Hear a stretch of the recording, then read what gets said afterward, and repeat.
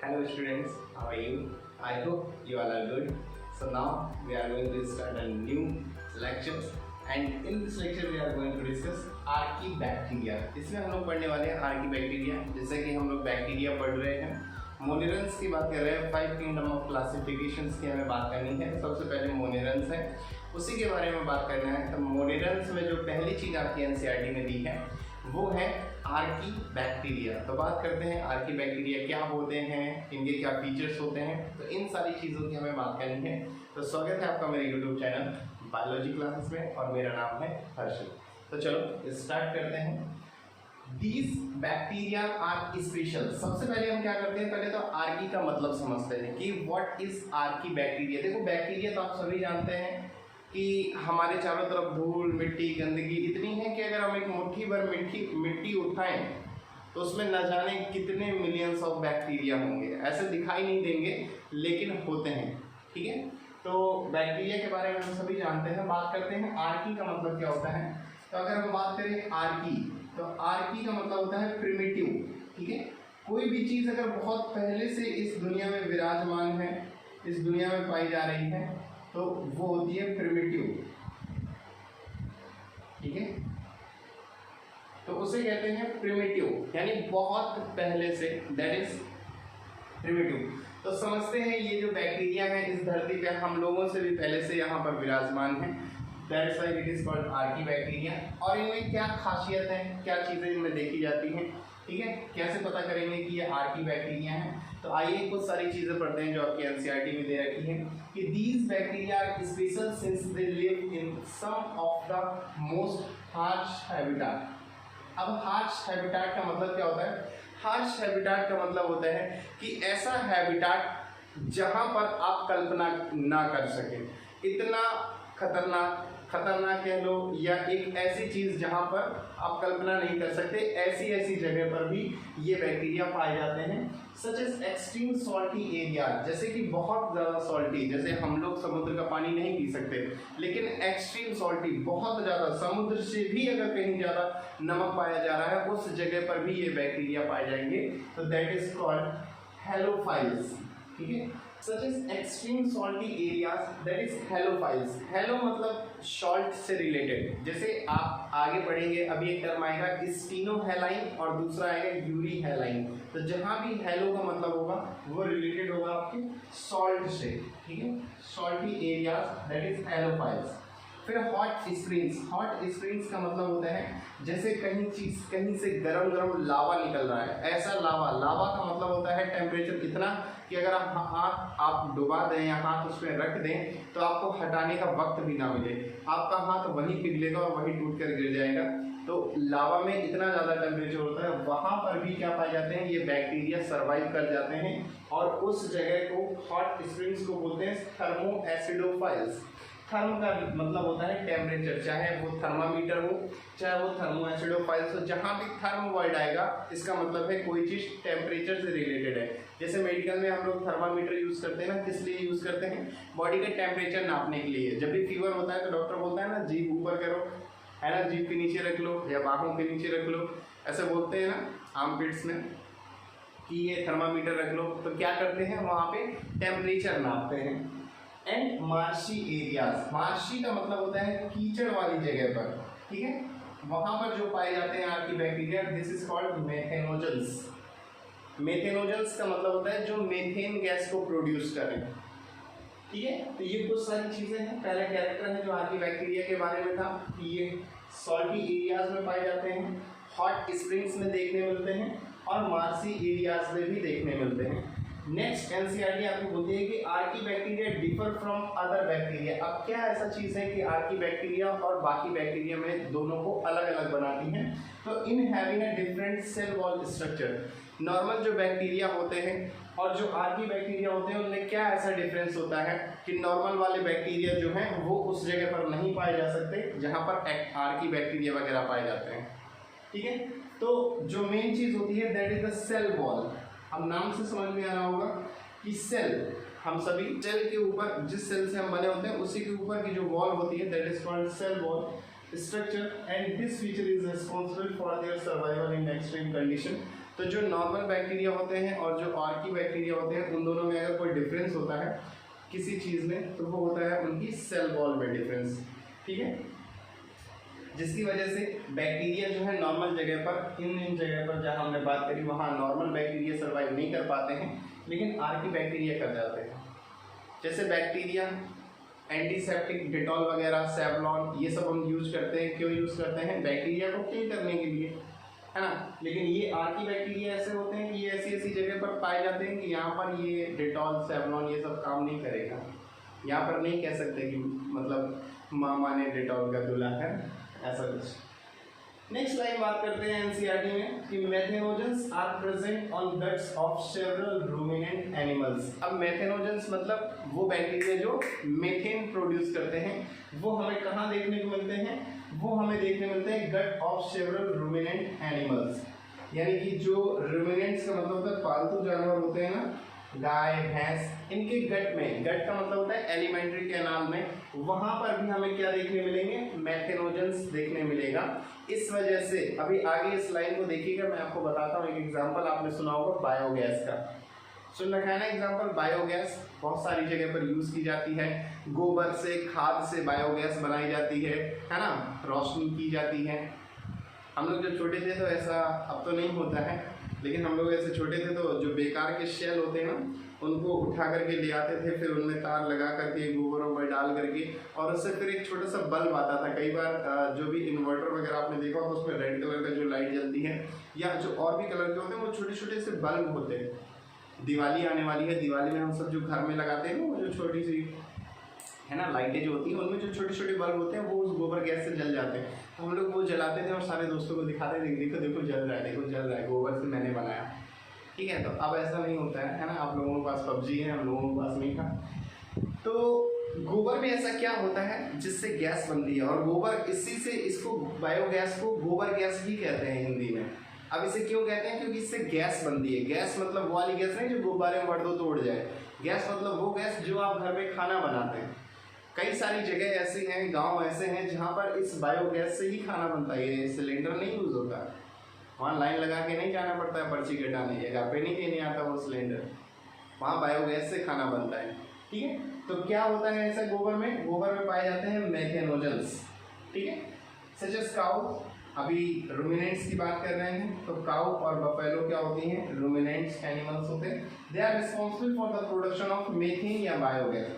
Methanogens इनके gut में पाए जाते हैं, जिसकी वजह से मीथेन गैस प्रोड्यूस होती है from the Dang of these animals. In animals के डंग से, यानी गोबर से। डंग को हम लोग गोबर बोलते हैं, ठीक है, हिंदी में बोलते हैं गोबर। तो इन्हीं के गोबर से क्या होता है, इन्हीं के डंग से क्या होता है? बायोगैस बनाई जाती है, ठीक है। तो ये आपका छोटा सा टॉपिक था, that is Archie bacteria. NCERT में इतना ही है, और इतना ही हम पढ़ेंगे। जहाँ डिटेल पढ़ने की ज़रूरत होगी वहाँ मैं डिटेल भी पढ़ाऊंगा, और जहाँ ज़रूरत है कि एनसीईआरटी से ही क्वेश्चन बनेगा, एनसीईआरटी ही इनफ है, वहाँ मैं एनसीईआरटी बताऊंगा। तो ये हो गया आपका आर्की बैक्टीरिया। अब नेक्स्ट हम बात करते हैं यू बैक्टीरिया की, क्योंकि मोनेरन्स हमें पढ़ना है, और मोनेरन्स में बैक्टीरिया क्या होते हैं? सोल मेंबर होते हैं। ऐसा हमने पढ़ा था कि bacteria are the sole member of kingdom Monera. तो अभी हम सिर्फ बैक्टीरिया की बात करेंगे।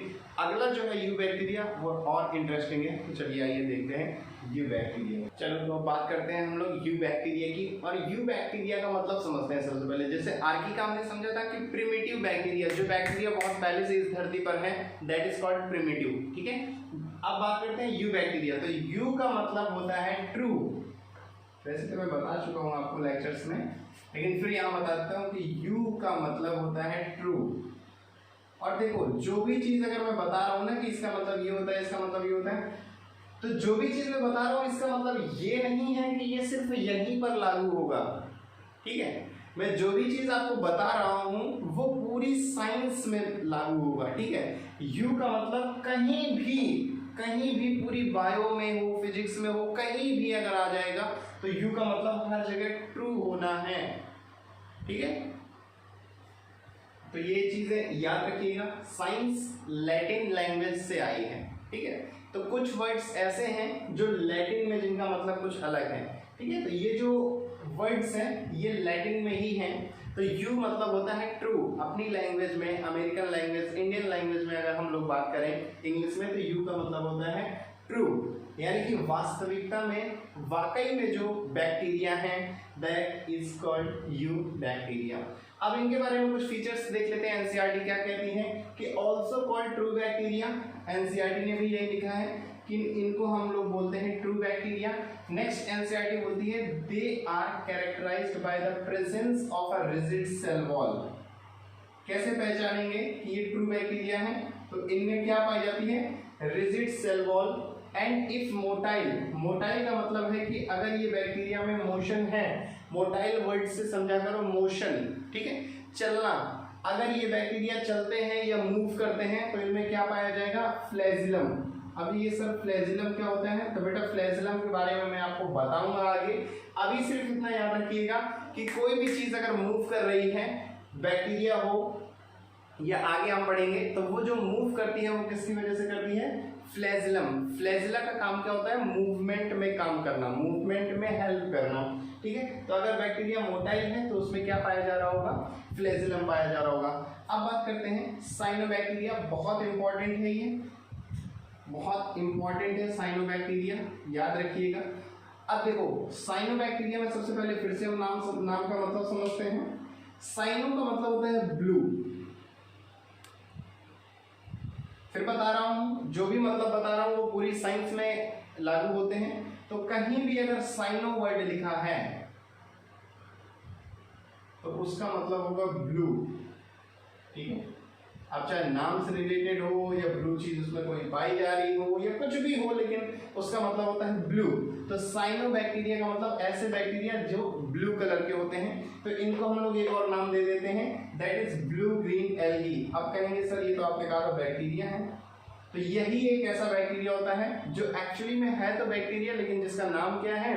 Blue green algae. इसी को हम लोग क्या कहते हैं? BGA। इसके बारे में अभी हम डिटेल स्टडी करने वाले हैं, तो नाम याद रखिएगा BGA, बहुत इंपॉर्टेंट है। मैं फिर कह रहा हूँ ब्लू ग्रीन एल्गी। नाम है एल्गी, नाम में एल्गी है। एल्गी अलग है, प्लांट्स में आते हैं, लेकिन ये एक एक्चुअली में बैक्टीरिया है, ठीक है। नाम में एल्गी है लेकिन है क्या? बैक्टीरिया।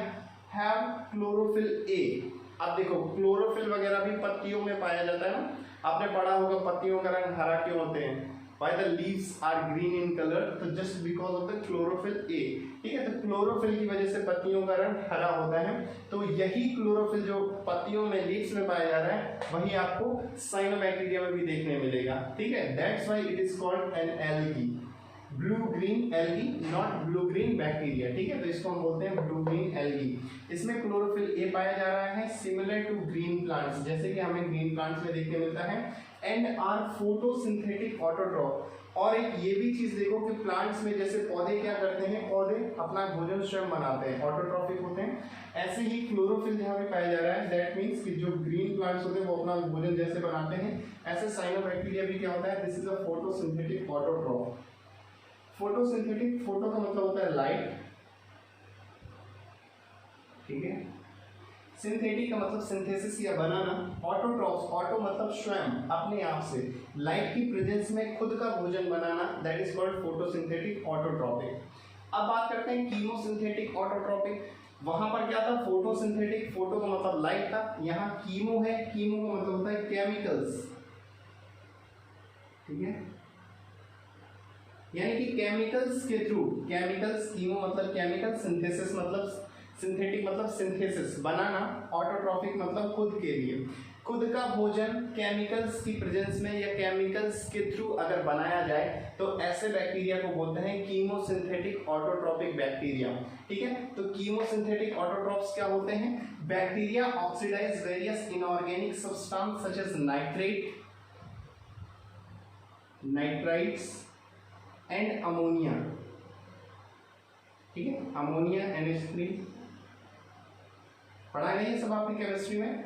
नाइट्रेट, नाइट्राइट, है ना, NO2 NO3 ये सब भी आपने पढ़ा होगा। तो ऐसे बैक्टीरिया जो क्या करें, ऑक्सीडाइज का मतलब, ऑक्सीडेशन का मतलब होता है ऑक्सीडेशन नंबर का बढ़ना। ऑक्सीडाइज का मतलब क्या होता है कि लोअर ऑक्सीडेशन से हायर ऑक्सीडेशन में जाना, दैट इज ऑक्सीडेशन, ऑक्सीडाइज। तो बैक्टीरिया क्या करते हैं, ऑक्सीडाइज करते हैं वेरियस इनऑर्गेनिक सब्सटेंस को, जैसे नाइट्रेट, नाइट्राइट और अमोनिया को, and use the release energy, और ऑक्सीडेशन की वजह से जो भी एनर्जी रिलीज होती है फॉर एटीपी प्रोडक्शन, और उससे ये क्या करते हैं, अपना एटीपी बनाते हैं। एटीपी किस लिए यूज होता है, एनर्जी के लिए यूज होता है। तो ये बैक्टीरिया क्या करते हैं, इन इनऑर्गेनिक सब्सटेंस को ऑक्सीडाइज करते हैं और अपनी एटीपी प्रोडक्शन के लिए इसकी एनर्जी को यूज करते हैं। फिर अगर रोल देखें तो इसका रोल किस में होता है, हम बात कर रहे हैं कीमोसिंथेटिक ऑटोट्रॉपिक बैक्टीरिया की, तो इनका रोल होता है recycling nutrient like nitrogen, phosphorus, iron and sulphur.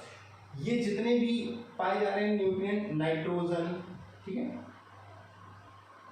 Phosphorus, iron, Fe, sulphur, ठीक है, इन सबको क्या करते हैं, रिसाइकलिंग। रिसाइकिल का मतलब क्या होता है, मान लो हम यहाँ से शुरू कर रहे हैं, यहाँ गए, फिर यहाँ गए, फिर यहाँ गए, फिर यहाँ गए, घूम फिर के फिर से वापस आ गए, तो दैट इज कॉल्ड रिसाइकलिंग। इसी प्रोसेस को कहते हैं रिसाइकलिंग, ठीक है। तो ये बैक्टीरिया क्या कर रहे हैं, कहीं से कुछ ले रहे हैं, फिर बैक्टीरिया किसी को दे रहे हैं, फिर घूम के वो पेड़ पौधों में आ रहा है, फिर पेड़ पौधों से फिर क्या आ रहा है, फिर बैक्टीरिया खा रहे हैं। तो ऐसे ऐसे करके एक साइकिल चल रही है, ठीक है। कोई चीज अगर ऐसे ऐसे करके चल रही है और फिर से उसी जगह पे आ रही है, दैट इज कॉल्ड रिसाइकलिंग। तो इनका काम क्या है, कीमोसिंथेटिक ऑटोट्रॉपिक का, ये न्यूट्रिएंट को रिसाइकिल करते रहते हैं। कौन कौन से न्यूट्रिएंट्स को, nitrogen, phosphorus, iron and sulphur. ये आप याद रखें, NPFES, NPFES, जैसा भी आप याद रख पाए।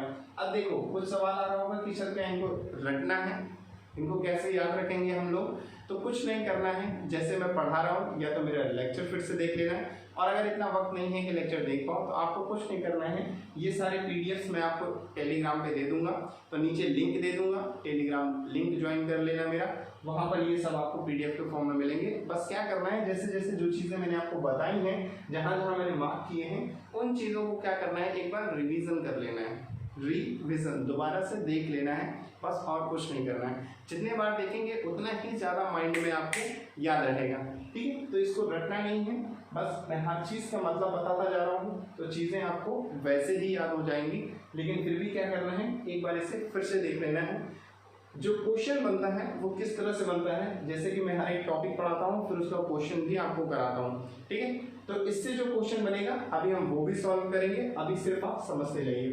तो अब हम बात कर लेते हैं ब्लू ग्रीन एल्गी को थोड़ा डिटेल में, कि एनसीईआरटी ने क्या दिया है, बहुत इंपॉर्टेंट है, और इससे जो क्वेश्चन बनता है वो भी मैं आपको सॉल्व करा दूंगा। तो इसे नोट करना चाहे तो कर लें, वरना तो मैं इसका पीडीएफ आपको टेलीग्राम में दे दूंगा। तो चलते हैं, अब बात करते हैं हम लोग BGA की। चलिए अब देखते हैं हम लोग BGA को, ठीक है। BGA की डिटेल स्टडी करते हैं और समझते हैं कि ये क्या होता है। एनसीईआरटी में जो फिगर दिया उस फिगर के भी हम लोग डिस्कशन करेंगे। तो BGA बहुत इंपॉर्टेंट है, ठीक है। नीट में अगर इस चैप्टर से क्वेश्चन बनेगा तो समझ लेना ये जरूर पूछेगा, इतना इंपॉर्टेंट है, ठीक है। तो ब्लू ग्रीन एल्गी, और क्वेश्चन बहुत सिंपल, बिल्कुल सिंपल सा क्वेश्चन आता है, अभी बताता हूँ क्या क्वेश्चन आता है। तो बात करते हैं BGA, ब्लू ग्रीन एल्गी या साइनोबैक्टीरिया, ठीक है। तीनों नाम याद रखने हैं, BGA भी, ब्लू ग्रीन एल्गी भी और साइनोबैक्टीरिया भी, ठीक है। यूनिसेलुलर, कॉलोनियल और फिलामेंटस। एनसीईआरटी कहती है कि ये जो BGA है, ये जो साइनोबैक्टीरिया है, ये जो ब्लू ग्रीन एल्गी है, ये कैसे होते हैं, यूनिसेलुलर, कॉलोनियल और फिलामेंटस, फ्रेश वाटर या मराइन वाटर या फिर टेरेस्ट्रियल एल्गी। अब क्या मतलब होता है यूनिसेलुलर, कॉलोनियल और फिलामेंटस, लिख तो दिया, लेकिन समझ कैसे आएगा, समझ आएगा जब मैं पढ़ाऊंगा तो समझ आएगा। यूनिसेलुलर का मतलब होता है सिंगल सेल, यूनि मतलब वन, सेलुलर मतलब सेल, जिसमें सिर्फ एक सेल हो, जिसमें सिंगल सेल हो, that is called unicellular. Colonial, colonial का मतलब होता है कॉलोनी। आपने सुना है क्या कि वहां पर उन्होंने कॉलोनी का निर्माण किया, गरीबों के लिए कॉलोनी बनाई गई। अब ये क्या ब्लू ग्रीन एल्गी क्या सब गरीब है क्या, इसके लिए कॉलोनी बनाई? नहीं, कॉलोनी का मतलब होता है कि एक साथ कई लोग रहते हैं, that is called the colony. जैसे हमारी कॉलोनी ये है, हमारी कॉलोनी ये है, ऐसा बोला जाता है ना कि हम इस कॉलोनी में रहते हैं। तो कॉलोनी का मतलब होता है जहाँ कई सारे लोग एक जैसे एक साथ मिलकर रहते हैं, दैट इज कॉल्ड कॉलोनी। तो वहीं से वर्ड आया है कॉलोनियल, ठीक है। तो ये जो ब्लू ग्रीन एल्गी है ये एक साथ मिलते हैं जहां भी मिलेंगे, तो that's why it is called colonial. और फिलामेंटस या फ्रेश वाटर और मैराइन, ये साफ पानी में भी मिलेगा और समुद्री पानी में भी मिलेगा, दोनों जगह पाया जाता है। और टेरेस्ट्रियल एल्गी, पानी के साथ साथ ये टेरेस्ट्रियल यानी जमीन में भी पाया जा सकता है, ठीक है। The colonies are generally surrounded by gelatinous sea, इनकी जो कॉलोनीज होती हैं वो सराउंड होती हैं, घिरी हुई होती हैं by the gelatinous sheet, gelatinous sheet से घिरी होती हैं। अभी हम बात करेंगे कि जिलेटिनियस शीट क्या होता है। They often forms blooms in polluted water bodies. Some of these organisms can fix atmospheric nitrogen in a specialized cell called heterocyst. Heterocyst का काम क्या होता है? एटमॉस्फेरिक नाइट्रोजन को फिक्स करना। किसका काम होता है? हेटेरोसिस्ट का। तो they often form blooms in polluted water bodies, कभी भी अगर ये गंदी जगह पर होंगे, खराब पानी में होंगे, ये क्या बनाएंगे? ब्लूम्स बनाएंगे, ठीक है। क्या बनाएंगे? ब्लूम्स बनाएंगे। तो ब्लूम्स मतलब काफी खिले हुए दिखाई देंगे, दूर से अगर हम देखेंगे तो काफी चमकते हुए दिखाई देंगे जब भी पॉल्यूटेड वाटर बॉडीज में होंगे। सम ऑफ दीज ऑर्गेनिज्म, इनमें से कुछ ऐसे ऑर्गेनिज्म होंगे जो क्या कर रहे होंगे? एटमॉस्फेरिक नाइट्रोजन को फिक्स कर रहे होंगे। किसके थ्रू कर रहे होंगे? हेटेरोसिस्ट, हेटेरोसिस्ट, सॉरी फंबलिंग के लिए। तो हेटेरोसिस्ट जो होगा वो क्या करता है? एटमॉस्फेरिक नाइट्रोजन को फिक्स करता है। फिर बात करते हैं एग्जांपल कौन कौन से होते हैं ब्लू ग्रीन एल्गी के। तो first one is the non-stop and the second one is anabaena, ठीक है। बहुत इंपॉर्टेंट एग्जांपल्स हैं, कई बार सीधा डायरेक्टली क्वेश्चन यही पूछ देगा कि examples of the blue green algae, तो नॉनस्टॉप एंड एनाबीना, या कई सारे एग्जांपल्स दे देगा और पूछ देगा कि इनमें से ब्लू ग्रीन एल्गी के कौन से एग्जांपल हैं। तो आपको याद रखना है नॉनस्टॉप और एनाबीना। अब यहाँ पर देखते हैं फिलामेंटस ब्लू ग्रीन एल्गी किसका? नॉनस्टॉप का। एनसीईआरटी में जो आपका फिगर दिया है वो कुछ इस तरह से दिया है, अच्छा बना है क्या? मैंने बनाया है, जैसा भी बनाओ अच्छा लिखा, चलो ठीक है, समझते हैं बस, है ना। तो ये देखिए सबसे ऊपर जो दिया है दैट इज द हेटेरोसिस्ट। क्या कर रहा था ये हेटेरोसिस्ट? एटमॉस्फेरिक नाइट्रोजन को फिक्स करना इसका काम होता है। हेटेरोसिस्ट क्या करता है? Fix atmospheric. मैं यहाँ अलग से कहूँ तो लिख दूँ ताकि आपको याद रहे, सीधा क्वेश्चन आता है हेटेरोसिस्ट के बारे में कि हेटेरोसिस्ट का काम क्या होता है। तो heterocyst fix atmospheric nitrogen, fix nitrogen, ठीक, इतना लिख देते हैं। ये आपको याद रखना है कि हेटेरोसिस्ट क्या करता है? नाइट्रोजन को फिक्स करता है ना। कौन सी nitrogen? Atmospheric nitrogen. Atmospheric, atmosphere में जो पाई जा रही है नाइट्रोजन, उस नाइट्रोजन को फिक्स करता है, that is blue green algae. और देखो किनारे किनारे इसके आपको दिख रहा होगा, ये देखो dot dot dot dot blue colour में है। ऐसे एनसीईआरटी में आप जब फिगर में देखेंगे तो ये जो कवरिंग है, that covering is called the mucilaginous sheet. Mucilage की बनी हुई कवरिंग है, that's why it is called the mucilaginous sheet. तो ये आपका छोटा सा टॉपिक था ब्लू ग्रीन एल्गी। इसमें याद करने वाली जो चीज है वो मैंने यहाँ लिख दी है, हेटेरोसिस्ट को याद रखना है। कई बार डायरेक्टली एनसीईआरटी से ये उठ करके फिगर आ जाता है और फिगर में क्या कर देगा, यहाँ पर कुछ नहीं करेगा, यहाँ पर क्या कर देगा? ए लिख देगा। एग्जामिनर क्या करेगा? यहाँ ए लिख देगा,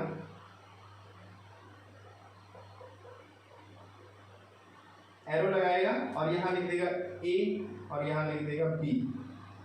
अब ये ए और बी को आपको पहचानना है। तो ए आपका क्या था? हेटेरोसिस्ट, ठीक है। बी आपका म्यूसिलेजिनस शीट।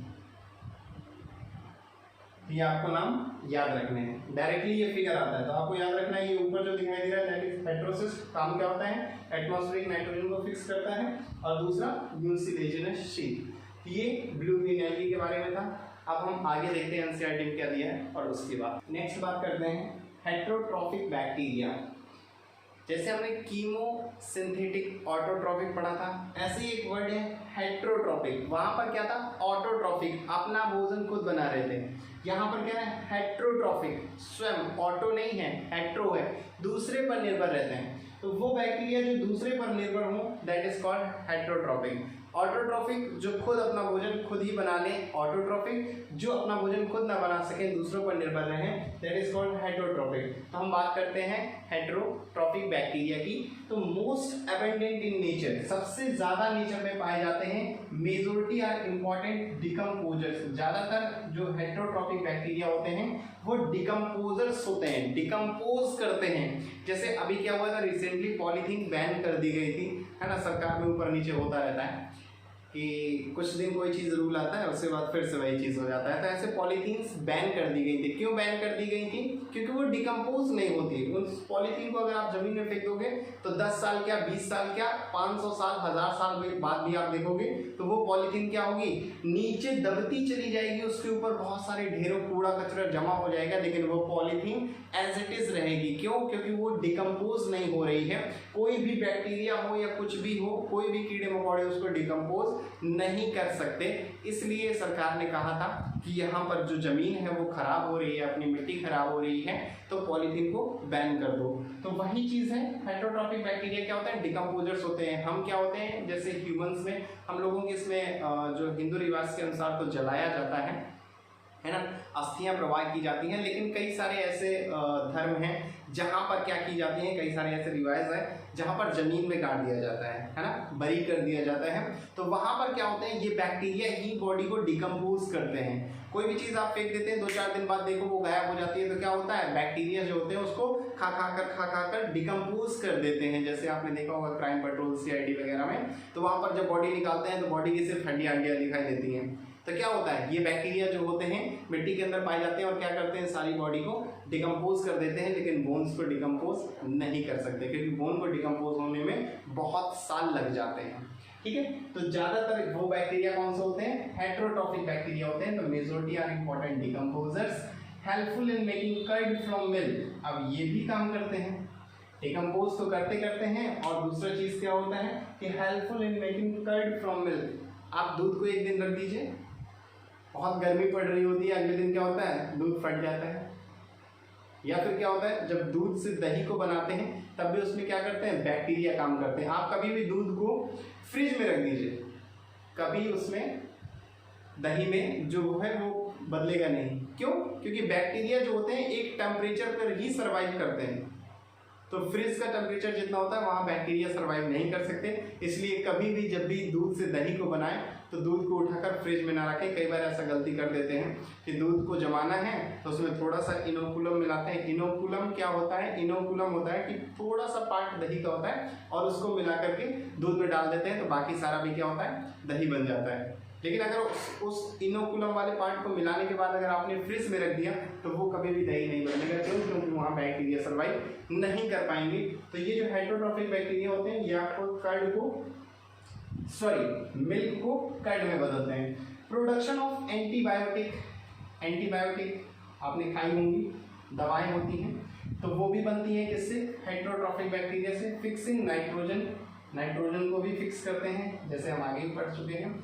इन लेग्यूम रूट्स, लेग्यूम रूट्स ये आपको जब मैं प्लांट फिजियोलॉजी पढ़ाऊंगा तो वहां पर बताऊंगा कि ये हेटेरोट्रॉपिक बैक्टीरिया जो है लेग्यूम रूट्स में के थ्रू कैसे नाइट्रोजन को फिक्स करते हैं। ठीक है, तो यहाँ आप ये लाइन याद रखिए, आगे हम इसे डिटेल में स्टडी करेंगे। Some are pathogens causing damage to human being. Pathogens क्या होते हैं, जो हमें बीमार करें, जो हमें डैमेज करें, दैट इज कॉल्ड पैथोजन। उनमें से कुछ हेटेरोट्रॉपिक बैक्टीरिया भी होते हैं और ये हमारे साथ साथ क्रॉप, फसलों को भी बर्बाद करते हैं, है ना, खेतों को भी बर्बाद करते हैं, एनिमल्स को भी नुकसान पहुंचाते हैं, और पेट्स जो पालतू जानवर होते हैं उनको भी ये बैक्टीरिया क्या करते हैं, डैमेज करते हैं, उनमें भी डिजीज कॉज कराते हैं। तो कुछ डिजीज जो होती हैं बैक्टीरिया के द्वारा वो कौन कौन सी होती हैं, दैट इज द कॉलेरा। मैं नाम बता देता हूँ। कॉलेरा जो होता है वो आपका होता है माइकोबैक्टीरियम कॉलेराई। कॉलेरा होता है जो बैक्टीरिया कॉलेरा कॉज कराता है। कॉलेरा आपने सुना होगा, कॉलेरा जो भी आप सुना हो, कॉलेरा जो कॉज कराता है माइकोबैक्टीरियम कॉलेराई। ठीक है, बैक्टीरिया होता है। फिर टाइफॉइड, सैल्मोनेला टाइफी, टाइफॉइड आम बात है, आपको भी हुआ होगा कभी ना कभी, आपके घर में किसी को हुआ होगा। तो टाइफॉइड ये कौन कॉज कराता है? ये भी कॉज कराता है bacterium, that is Salmonella typhi. ये भी क्या होता है? बैक्टीरिया होता है, सैल्मोनेला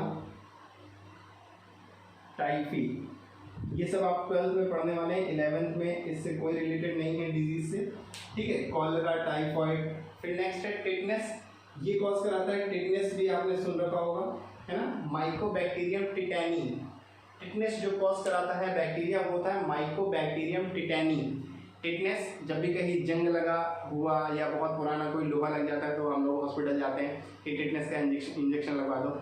वैसे नॉर्मल तो हम लोग छोटे छोटे होते हैं, खेलते रहते हैं, बहुत बार चोट लग जाती है, पता ही नहीं चलता लोहे से लगी है कि किससे लगी है ना। अब उस लोहे में जंग लगा था कि नहीं लगा था, ये सब चीज़ें नहीं ध्यान देते हैं, हम अवॉइड कर देते हैं। लेकिन कई बार क्या होता है, बहुत सारे सीरियस प्रॉब्लम्स हो जाते हैं।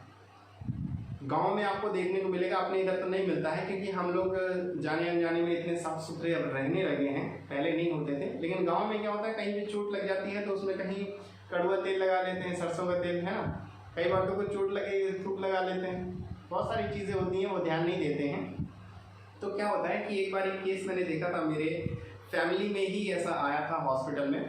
तो केस ऐसा था कि वो लकड़ी काट रहे थे कुल्हाड़ी से, और गलती से क्या हुआ, उनके पैर में चोट लग गई।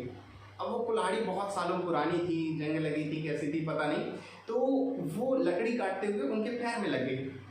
अब उन्होंने क्या कहा कि अरे यार खून ही तो निकल रहा है, गए कपड़ा लिया, थोड़ा सा कड़वा तेल मिलाया, कपड़ा बांध दिया, 2-4 दिन में वो खून बंद हो गया। उसके बाद फिर अपना ज्यों करते हो, गाँव वाले फिर से वही काम करने लगे।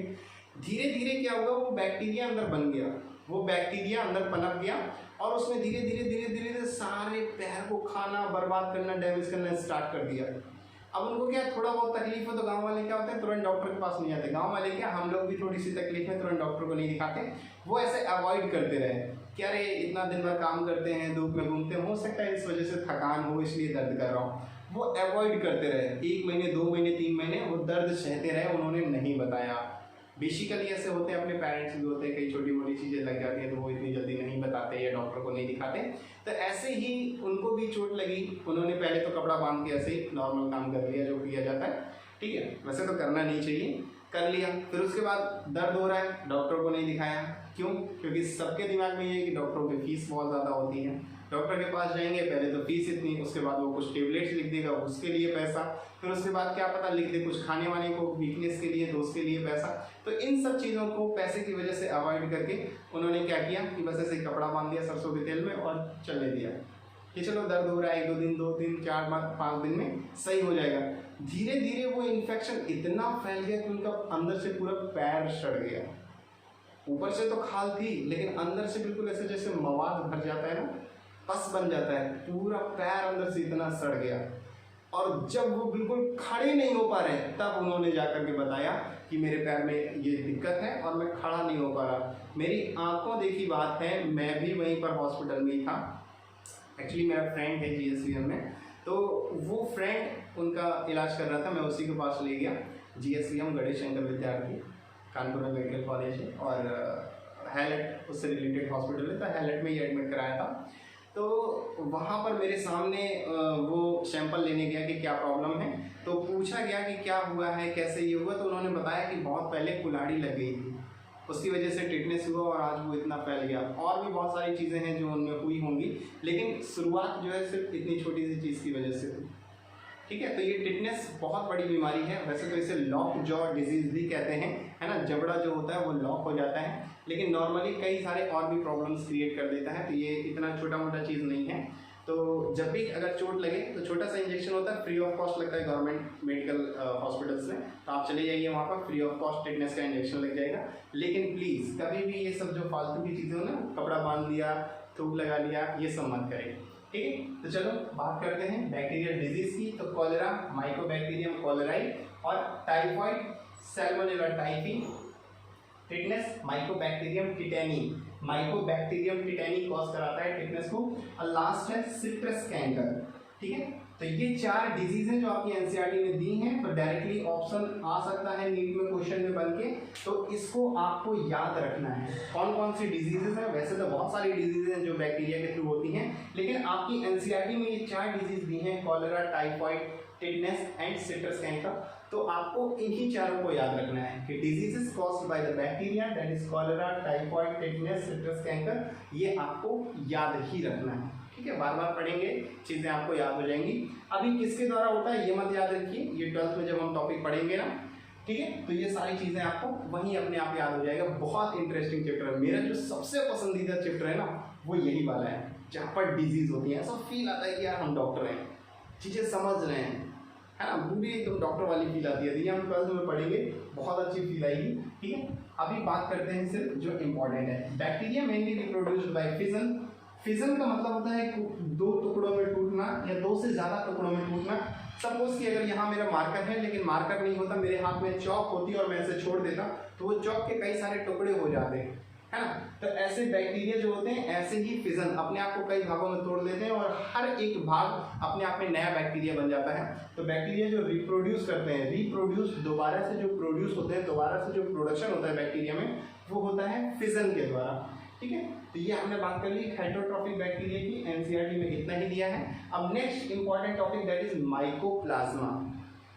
माइकोप्लाज्मा क्या होता है? कुछ एनसीईआरटी में चीजें लिखी हैं वो देख लीजिए, बाकी जो एडिशनल है वो मैं बता दूंगा। कि completely lack a cell wall, इसमें सेल वॉल नहीं होती।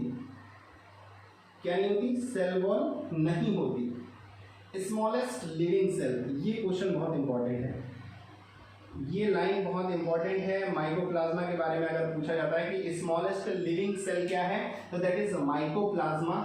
इसी को एक और नाम देते हैं, इसी को एक नाम और है जिससे जानते हैं, दैट इज पीपीएलओ। अब पीपीएलओ का फुल फॉर्म क्या होता है? तो फुल फॉर्म होता है प्लूरोनिमोनिया लाइक ऑर्गेनिज्म। ठीक है, pleuropneumonia like organism, that is called mycoplasma. Smallest living cell, सबसे छोटी कोशिका, जीवित कोशिका, living cell, that is mycoplasma. Can survive without oxygen, ये भी बहुत इंपॉर्टेंट क्वेश्चन है कि ऐसा कौन सा बैक्टीरिया, ऐसी कौन सा ऑर्गेनिज्म है जो बिना ऑक्सीजन के, कहते हैं ना कि ऑक्सीजन जिंदगी के लिए बहुत इंपॉर्टेंट है, चाहे हम हो या जानवर हो, लेकिन ये एक ऐसा ऑर्गेनिज्म है माइकोप्लाज्मा जो बिना ऑक्सीजन के जिंदा रह सकता है। तो ये भी इंपॉर्टेंट लाइन है, कैन सर्वाइव विदाउट ऑक्सीजन।